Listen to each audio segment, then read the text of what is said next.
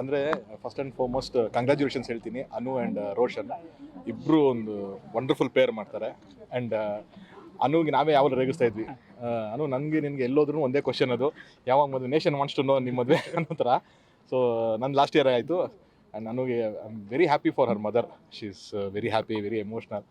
So ಹಾಗಾಗಿ ತುಂಬ ಅದ್ಭುತವಾದ ವ್ಯಕ್ತಿ ಅನುಶ್ರೀ. ನಾನು ಪರ್ಸ್ನಲ್ಲ ನಾನು ನೋಡಿದ್ದೀನಿ ಅವ್ರನ್ನ. ಆ್ಯಂಡ್ ರೋಷನ್ ಕೂಡ ಅಷ್ಟೇ, ತುಂಬ ಅಂಡರ್ಸ್ಟ್ಯಾಂಡಿಂಗ್ ಫೆಲೋ.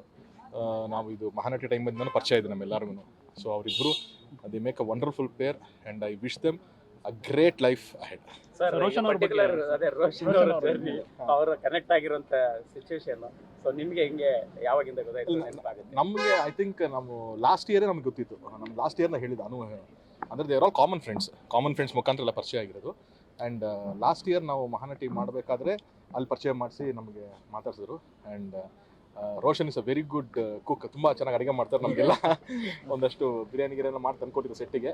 ಸೊ ಹಾಗಾಗಿ ಅಲ್ಲಿಂದ ಒಂದು ಒಡನಾಟ. ಆ್ಯಂಡ್ ರೋಷನ್ ಅವ್ರು ಕೂಡ ಮಂಗಳೂರಿಂದ ಬಂದಿದ್ದಾರೆ. ಆ್ಯಂಡ್ ಸೋನಲ್ ವರ್ಷದೆ ಅವರಿಬ್ಬರು ಕೊಂಕಣಿ ಮಾತಾಡೋವಂಥವ್ರು ಅವರಿಬ್ಬರು. ಸೊ ಹಾಗಾಗಿ ಅದೊಂದು ಕನೆಕ್ಷನ್ ಇದೆ ಅಲ್ಲಿ. ಆ್ಯಂಡ್ ಇಟ್ಸ್ ವೆರಿ ಕಾಮನ್, ಎಲ್ಲ ಕಾಮನ್ ಫ್ರೆಂಡ್ಸ್ ಇದ್ದಾರೆ ಎಲ್ಲರೂ. ಸರ್ ಏನ್ ಮಾತಾಡಿದ್ರು ರೋಷನ್, ಏನಾದ್ರು ಹೇಳಿದ್ರ? ಅಂದ್ರೆ ಈಗ ಇಂಡಸ್ಟ್ರಿ ಅವರ ಪರಿಚಯ ಆಯ್ತು ಅವ್ರಿಗೆ? ಇಲ್ಲ, ಅವರು ಇಲ್ಲ ಮೊದಲಿಂದ ಯಾಕೆ ಇದು ಇಷ್ಟು ಇಂಟಿಮೇಟ್ ವೆಡ್ಡಿಂಗ್ ಯಾಕೆ ಸ್ವಲ್ಪ ಅಂತಂದ್ರೆ, ಅವರು ಅವ್ರ ಫ್ಯಾಮಿಲಿ ಎಲ್ಲರಿಗೂ ತುಂಬ ಹೊಸದಿದು.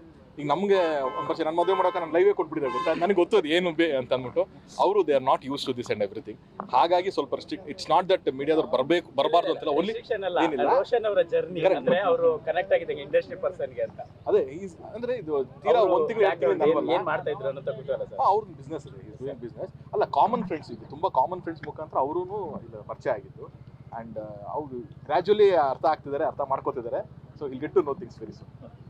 Thank you.